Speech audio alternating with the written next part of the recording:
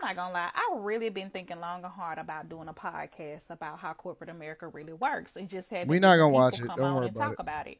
Because I'm telling you wholeheartedly, like that's how corporate America works. Literally, they have a physical end of the year and they have a quarterly end of the year where that's how they look over budgets and Yep, how to figure out that's like true. what's the next step, what's the budget They're for planning for the hiring, they're what's the planning for the budget next for year. different things that they have. I truly really really really believe that a lot of companies, just in corporate America, like especially startup companies, it was a great big deal to start a company, especially like tech companies. It was a great time to start them pretty much end of 2019, 2020, just because guess what? They were getting a lot of loans to go ahead and function to do this. Like, prime example, I worked at one company and they literally were making so much money they couldn't even keep up with it. They had to hire like temps to physically come in and do the work because that's how much revenue that they were getting in. They could not keep up with the capacity of the company need. And so you have that. And then guess what? Now, fast forward to 2023, we're looking back at the books from 2020 to 2021. We were making billions of dollars, but now we're not even making a fraction of that. Correct. So honestly and truly, like that's what companies do. They literally physically lay people off at the end of the fiscal year. Out with the old, Fiscal, not in with the physical. new. Not fiscal.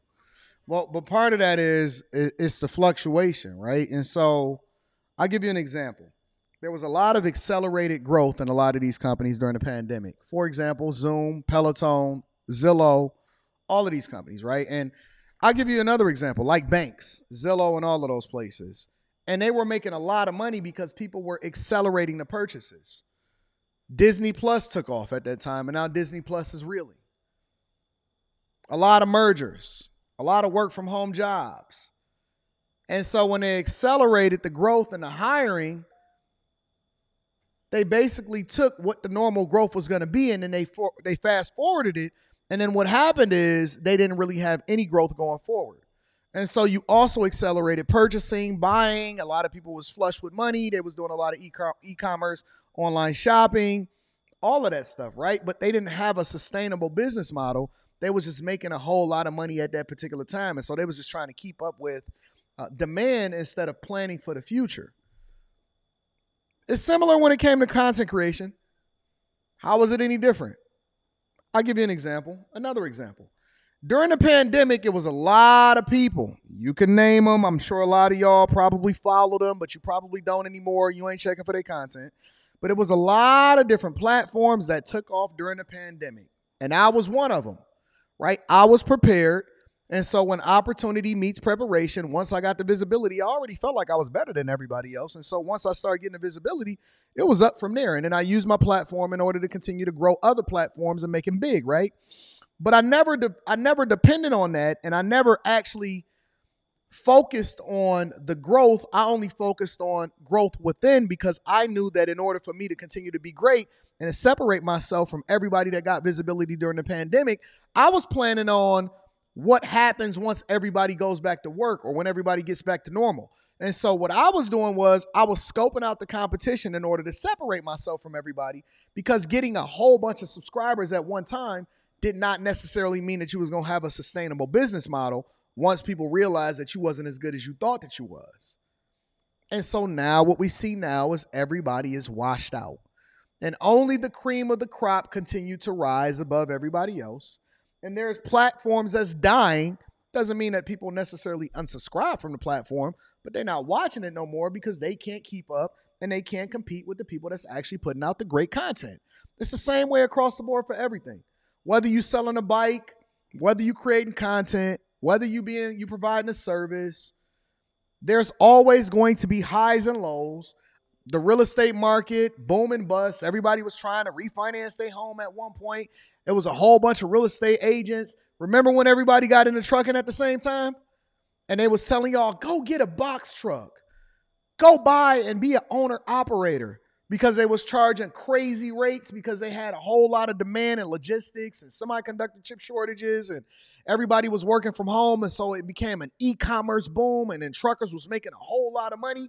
And then next thing you know, everybody was like, well, the rates is crazy. Everybody getting laid off. I can't afford my truck anymore. Then all of the trucking gurus disappeared. You couldn't miss during the pandemic when it came to being able to pick a stock or anything like that. And I was telling y'all, I said, yo, make sure you're making the right decision for 10 years from now, not right now, because a lot of these companies are going to go boom and bust. Female rap elite says, that's your problem. You're not better than everyone, though. You way too arrogant. It's probably appealing to broken people. Yet you subscribe to the channel to even be able to say that. Who gonna stop me? Who gonna stop me? Being humble gets you further. No, being your daddy get me further. And you probably ain't even got no bars. We don't even like female rappers. I don't have to be humble for you. My numbers speak for itself. Yeah, it do. I'm one of the top 50 in the entire United States of America. My growth speaks for itself. What you gonna do? How can you stop me? You had to subscribe to even be able to type that to me. You had to go through a barrier to entry just to be able to get on my radar for me to recognize you. You're nothing to me. I want to know how big your platform is and how great you are. Oh, you're not great at all? You're not good? You don't even have a check mark next to your name? You don't even qualify to speak to me. You should be praising me. You should be worshiping me. You should be getting some coaching to understand how it is that you can grow your platform. You're not touching me. I'm going to be here for a long time until I decide that I don't want to be here anymore. And if you're not soaking up the game to better understand it, then that's your fault. Why do women and people want to humble you? Why do they want you to be being humble gets you first? Why? So I can make you feel better about your insignificant life and your trash rap career? You want me to be, you should humble yourself. You know what you can do for me. You know what you can do for me. This is the Millionaire Morning Show. So I'm not going to say it out. I'm not going to say the quiet part out loud because I know I got the church watching me and I got the daycares listening. You know what you can do for me. You know what you can do for me. Because you can't do nothing else for me. Listen, you can't humble me. This is what they try to do, the great ones. The great ones, they try to humble them. We just endure. I've seen your type before. You come, you fail, and then you disappear forever, female rap elite. And nobody cares anything about you. We won't remember your name. I'll be here, continuing to grow, adding value, running up the numbers, hanging out with the bag chasers. And you'll be sitting there every single day, watching me tell you how you need to live your life. Hopefully you taking advice so we can continue to get you together. All right? And this is why we got a barrier to entry, ladies and gentlemen. This is why we got a barrier. See how many people love me in the chat? You see these people in the chat right now professing their love for Anton from AntonDaniels.com?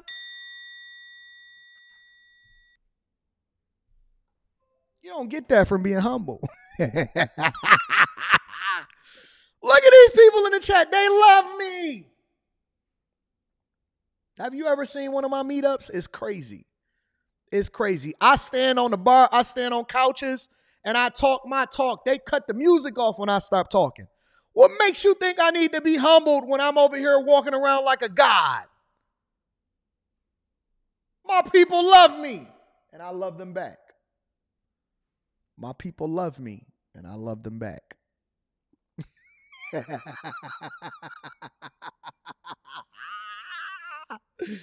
Yeah, Mrs. B77 says, that's right, you the best. Stan Autry threw that fire up there. Kid Hero threw the crown up there. Kiana said, Anton, you got the juice. Love you, big dog, said Glow Hardy. Yvette threw up the heart emoji. Megan said, I love you. Probably the best meetups. BC for life. Bag Chasers. Next Level MF. I really like the channel. Glad it popped up on my feed. Who can tell me to slow down when I'm the best at what it is that I do, ladies and gentlemen? I don't listen to you. I don't listen to you. My people tell me what they want from me, and you know what they want from me? More of me. They want more of me. Listen, It's 2023, 2024. Get that hate up out your spirit. Get somebody that love you too. Get somebody that love you too. Get that hate about your spirit. Get that enviousness, that vitriol, that ugliness out of your soul so that you can start having somebody that love on you too. Because one thing I know for sure is that nobody want to be around nobody that's always doom and gloom. We want to be around people that got that good energies. How you gonna tell me to be quiet when I just got a deposit of $120,000 that just went into my account right now?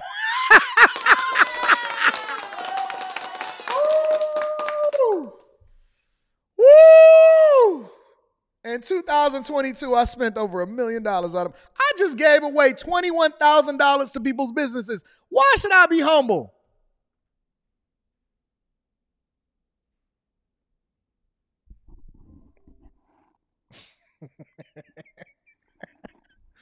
I got on a $45,000, $50,000 watch. You can't be humble with a watch like this on. You can't be humble with a watch like this on. I got on a $45,000, $50,000 watch on my wrist. It's pure gold and it weighs so much. And then I interchange it between the yellow gold and the rose gold. How can I be humble with a 50,000?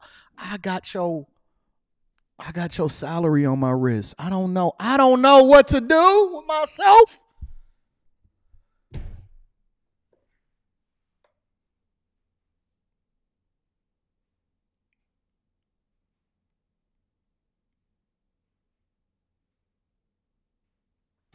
I can't wait till tomorrow where I can have y'all up on a platform to express yourselves. Woo! Ric Flair on them. You know what I'm saying? We'll finish these tomorrow. We have plenty more to go through. All right? All right? Okay, Pumpkin? Let me read some of the people that love Anton from AntonDaniels.com.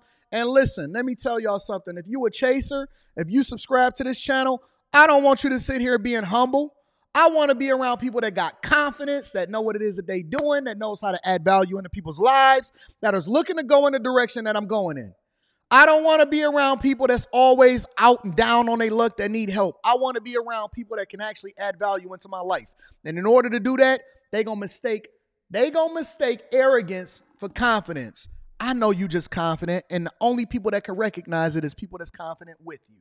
And we all going in the same direction. That's why we got a barrier to entry, and we not trying to hang out with no dusty dusties. Make sure you tap into the Patreon. Link is in the description as well as pinned to the top of the chat. Tej Hanley said, listen, we want you to keep doing what you're doing. You're running the numbers up.